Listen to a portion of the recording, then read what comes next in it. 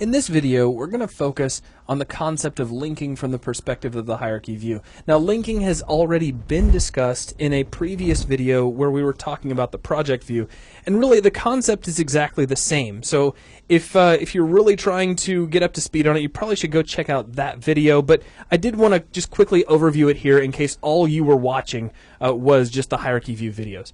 Basically, when you see anything in the hierarchy view that is highlighted in blue, that means you are looking at an instance of an object that already exists in your project view. And again, your project view shows you everything that you could potentially put in your level. It's kind of like all the weapons you have at your disposal. Yeah, every time you bring that up, all I can think of is Matrix. You go, yeah, weapons locker. All I can think of is, in the construct, that one scene where Neo steps forward and goes, I need guns. Yeah, and all these rows of guns come in. It's like, okay, my project view is the construct.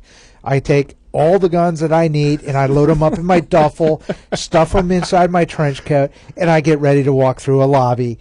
And, my duffel and my trench coat, that's the hierarchy view. That's the hierarchy view. That's what you brought with you. And that's actually a really cool analogy. But now to bring it all back to linking, and though I'm really glad you kind of diverged into that for a moment, because now nobody will ever forget the difference between the project view and the hierarchy view.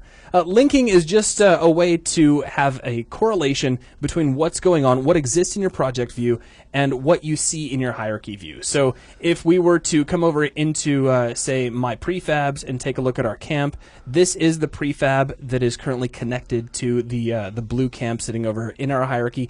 Any changes that we make here at the prefab level in project will translate down to the hierarchy.